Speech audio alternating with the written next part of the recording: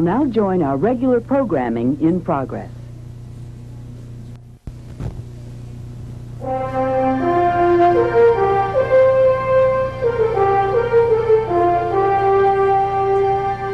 Free world trade may be a great thing, but that freedom makes it difficult to know where many of the products you buy come from, or the conditions under which they were made. Many consumers care, but it's usually a long way from the grower, the manufacturer, the processor, the wholesaler, the shipper, the retailer, the discounter, to the consumer. For products made in the U.S., we usually trust that labor laws, health regulations, and safety standards are enforced. But what about those made in faraway countries?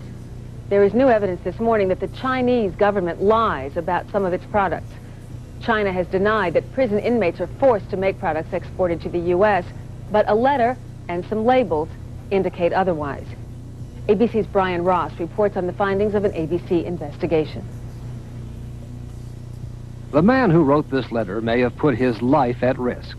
Officials of an American human rights group say the letter was written by a political prisoner in China, 29-year-old Chen Pokang, who wanted the letter, as well as his name and picture, made public, even though he still has a year to go on his sentence. The letter is said to have been smuggled out of this prison earlier this year and is considered the best evidence yet of Chinese political prisoners being brutally forced to make products for American consumers. This is completely authentic. We've checked and double-checked. Jeff Fiedler of the AFL-CIO, which helps to support human rights groups investigating Chinese forced labor.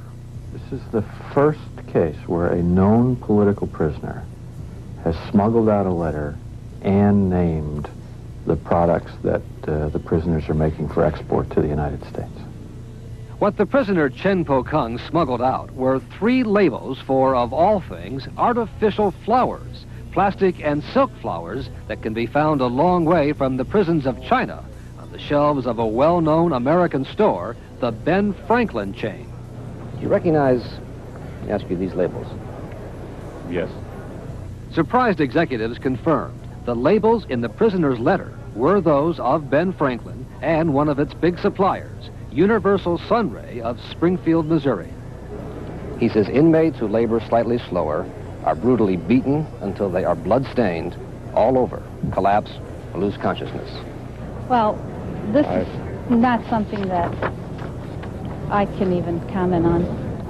It's totally shocking news to me. Both Ben Franklin and Universal Sunray say they are not to blame because they rely on a Hong Kong trading company to handle their flower orders in China, orders worth millions of dollars a year. Have you ever asked them, Miss Siegel, as a representative of Ben Franklin, whether they're using prison labor? Sure, we've asked that question. And what has been the answer? The answer is no. Which is just what the Chinese have been saying on the subject for years, even when confronted with hard evidence, like these undercover pictures made by former political prisoner Harry Wu, who found prisoners picking tea for a company that was shipping to the United States. You're not going to really get to the truth because the Chinese don't want you to get to the truth. And Tom Gray ought to know. Until he retired earlier this year, Gray was the U.S. Customs Attaché at the American Embassy in Beijing, the man sending reports back to Washington on suspected prison labor products. Now speaking publicly for the first time, Gray told ABC News that not only is the Chinese government doing little about it, but so is the American government. The State Department and Customs headquarters were made aware of the fact that there were prison labor products being exported to the United States, were being manufactured in the prisons in China, and that's a fact. And what happened? Nothing. You know, that's just total nonsense. Nothing was done. We have followed up, Customs has followed up, so I don't know what he's talking about. We follow up every possible lead that we can get. Assistant Secretary of State Winston Lord says even though the Clinton administration, as a matter of policy, no longer ties human rights to China's trade privileges, the issue of prison labor remains a high priority. Whatever is happening is a much less thanks to our efforts. Is it airtight? Of course not. Is it possible to be airtight in that kind of country and society? Of course not. Do we Mr. take Gray it says seriously? it's more than that, though. Do we take it seriously? Of course we take it seriously. He Both says- we and the Customs Department. And how about the Chinese government? Do they take it seriously? Well, we'd like to think they do. We've made it very clear it's an important issue for us. Brian Ross joins us now with more on the investigation. Welcome, Brian. Thanks for joining us. What is the Chinese government saying about the letter at this point? Well, Sheila, they are denying the allegations of the prisoner Chen Pokang. They say, in fact, that the prison he is in is not a prison at all, but what they call a re-education through labor unit, where prisoners like Chen Pokang can be held up to 2 or 3 years without a trial, and apparently their re-education into the communist way is to make products for America. And what is the difference between a re-education labor unit and a prison? As far as the United States is concerned, there is no difference. A prison is a prison. The Chinese differentiate, but in both cases they're run by the same group of police and law enforcement officials, and the re-education through labor units are used for anyone who's troublesome, who might speak out. Chen Pokang was picked up after the Tiananmen Square uprising, has continued to be a critic of the Chinese government, and that's why he finds himself locked up.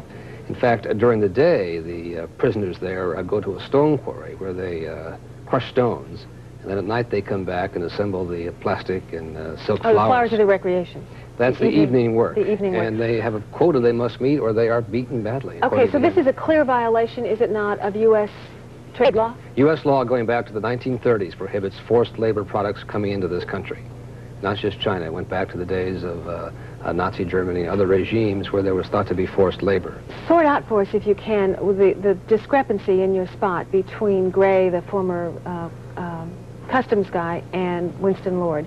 Gray said, matter of fact. We told him it's clear, it's fact. Is he right? Is it that clear?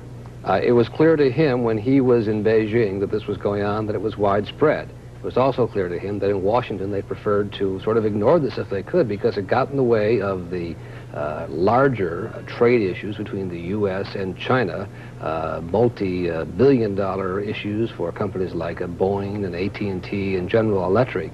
And these issues of prison labor were just a terrible thorn in the side of all the trade negotiators. And in the end, the U.S. took the position we're going to no longer connect human rights issues to these trade privileges we grant the Chinese.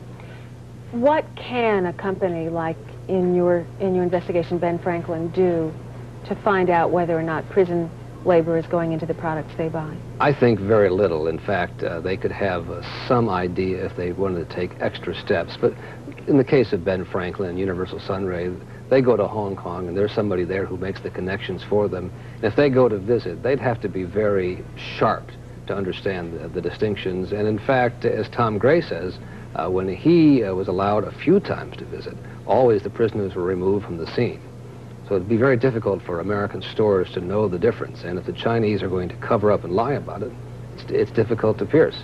Okay, so if there is this system that's very difficult for the U.S. to crack, or for U.S. companies to crack, what is likely to happen to Chen Pokang? Well, first of all, why did he want his name used? He wanted his name used because he knew it was a desperate act on his part, the only way to draw attention to it. He's aware of the possibility of reprisals against him by Chinese prison authorities when word of this gets out. In fact, the people in the Chinese underground sent people back into his prison. Are you sure? Do you understand the ramifications? He said, yes, tell my story, please, tell my story to America. He hopes that the story coming out here on ABC and elsewhere will help the cause, will end this forced labor. And very quickly, what do you think the extent of the problem is? It's very widespread, according to Tom Gray, who was in a position to know, widespread and not likely to change soon. Brian, thank you for joining us on this serious problem. Thank you. Thank you. You're watching World News Now.